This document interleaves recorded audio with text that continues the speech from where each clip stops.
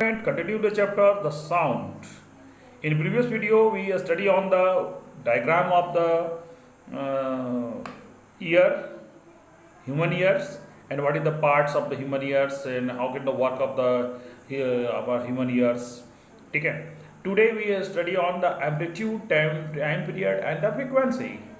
तो ये पहले बच्चे समझ लीजिए कि एम्पलीट्यूड, टाइम पीरियड और फ्रीक्वेंसी के बारे में हम लोग आज पढ़ेंगे. देखिए इसे एक डायग्राम जो है इसमें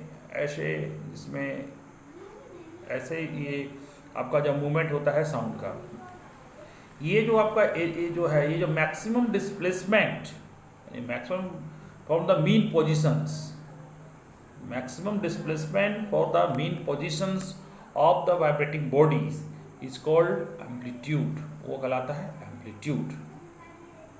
यानी कहने का मतलब ये हो गया एम्पलीट्यूड. एम्पलीट्यूड को हम लोग मीटर से, इसका ऐसा यूनिट मीटर है. और अब हम लोग बोल रहे हैं टाइम पीरियड. तो कंप्लीट यानी कि मतलब होता है कि total minimum time required to complete one vibrations is called time period. यानी कहने का मतलब है कि ये जो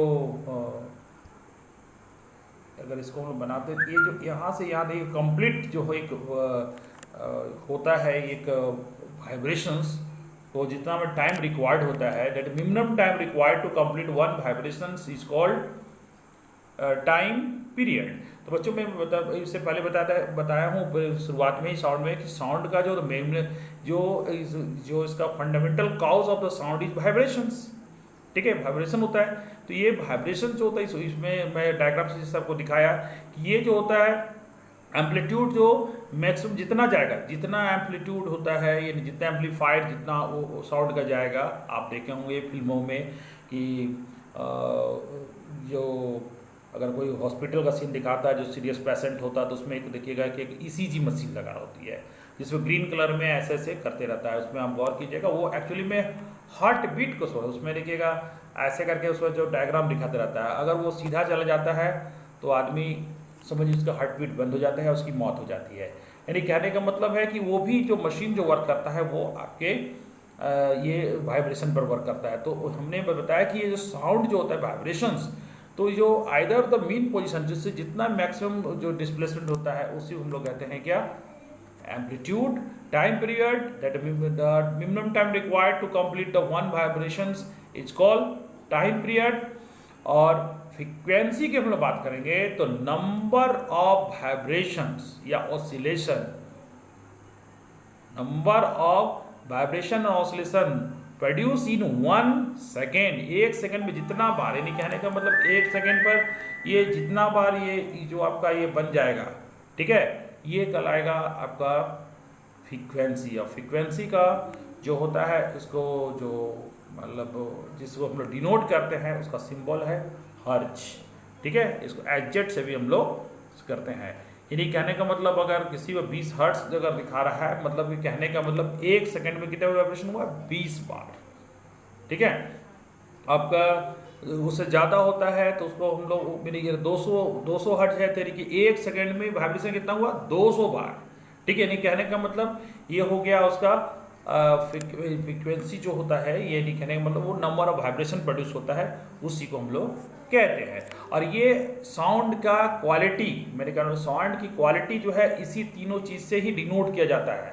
ठीक है, इसी का ज़्यादा या कम होने पर ही हम लोग क्या करते हैं उसको हम लोग आगे हम चैप्टर बताएंगे कि हम लोग उसको आइडेंटिफाई कर पाते हैं साउंड को. ठीक है, क्योंकि vibration is the main cause of the sound. और साउंड की ये क्वालिटी है, तो क्वालिटी जो सारा वाइब्रेशन जो प्रोड्यूस होता है तो उसमें टाइम पीरियड लगता है. कभी टाइम पीरियड ज़्यादा लगा तो उससे साउंड की अलग क्वालिटी होगी. एम्पलीट्यूड जो होगा कम हुआ ज़्यादा हुआ तो उससे कुछ ज़्यादा होगी. तो सारा कुछ जो है यानी कहने वाले ये तीन चीज़ पर ही साउंड की क्वालिटी डिपेंड करती है. जैसे लाउडनेस और पिच की हम लोग बात करें तो लाउडनेस डिपेंड और amplitude. Higher amplitude higher loudness. इसलिए देखिएगा कि एक मशीन जो आता है जो एम्पलीफायर हम लोग कहते हैं, एम्पलीफायर में क्या होता है, आवाज़ को एम्पलीफाई किया जाता है. यानी आपकी आवाज़ को ज़्यादा लाउडनेस किया जाता है. आप जो माइक होता है जैसे सब सारा में एम्पलीफायर का ही यूज़ किया जाता है. तो यानी कहने में loudness depend on amplitude. Higher amplitude higher loudness, ठीक है। और हम लोग पिच की बात करेंगे, pitch depend on the frequency, यानी कहने का मतलब पिच जो और सिलेंस है, यानी कि देखिएगा कि जो फीमेल का आवाज़ और मेल का आवाज़ में दोनों में अंतर क्यों है, क्योंकि फीमेल में के आवाज़ में जो सिलेंस है वो ज़्यादा होता है कंपेरिजन टू मेल, बिकॉज कि इसका जो कि हाइयर फ्रीक्वेंसी, ज़्यादा फ्रीक्वेंसी होगा तो सिलेंस होगा, नहीं तो अगर वो यानी कि हाई पिच होगा, और अगर वो लो फ्रीक्वेंसी हुआ यानी फ्रीक्वेंसी कम हुआ तो क्या होता है, उसको हम लोग कहते हैं कि low pitch. Low pitch, high और लो जो डिपेंड करता है वो फ्रीक्वेंसी ज़्यादा है तो हाई पिच हो गया, अगर लो हो गया तो लो पिच हो गया, ठीक है। सिरलेंस और फ्लेटेड वो जो हम लोग बात करते हैं, देखिएगा कि सुरीला जो जो ये, तो ये सब जो होता है, यानी कहने का मतलब है कि ये जो डिफेंड करता है, ये सिरलेंस ये हमारा डिफेंड करता है जो साउंड का, वो डिपेंड करता है हमारे फ्रिक्वेंसी पर, ठीक है। तो देखिएगा कि जो आपका जो तीखा साउंड जो होता है, जो हॉर्न में इस्तेमाल किया जाता है, उसमें हायर फ्रीक्वेंसी का डाला जाता है, क्योंकि वो ज़रा दूर तक जाए, ठीक है, और वो ज़्यादा लोगों को सुनाई दे, यानी कहने का मतलब इसलिए उसको इस्तेमाल करते हैं। इसलिए देखिएगा कि एक और भी इस पर बात बोला गया है कि जो हायर फ्रीक्वेंसी होता है आपका वोमेन का मेन की अपेक्षा है, ठीक है। इसलिए बच्चों का आवाज़ और वोमेन्स का आवाज़ वो बहुत कुछ जो है वो मिलता है, उसका रीज़न वही होता है कि उसका फ्रीक्वेंसी के वजह से चलते हैं, ठीक है। अब हम लोग आते हैं audio and inaudible sound. Audible का मतलब होता है हमारे आवर ईयर ही है capable to hear 20 hertz to 20, यानी कि 20 हर्ट्ज से 20,000 हर्ट्ज तक की जो साउंड होता है उसको सुन पाता है, इसको हम लोग कहते हैं ऑडिएबल साउंड, यानी कि that sound we heard by our ear is called audible. और इनऑडिएबल का साउंड यानी कहने वाला उससे 20 हर्ट्ज से ज़्यादा हो गया, यानी 20 आपका 20 हर्ट्ज से अगर साउंड अगर आपका ज़्यादा हो गया, इसी को हम लोग कहते हैं 20 हर्ट्ज से, सॉरी 20 हर्ट्ज से वो बिलो हो गया, 20 हर्ट्ज से अगर बिलो हो गया, 20 हर्ट्ज जो है उससे भी अगर बिलो हो गया साउंड, तो इसी को हम लोग कहते हैं इंफ्रा साउंड। और जो साउंड जो है आपका 20,000 हर्ट्ज से अगर वो ज़्यादा हो गया, यानी कहने का मतलब है इससे भी ज़्यादा होता है साउंड को, तो हम उसको हम लोग कहते हैं अल्ट्रासाउंड, ठीक है।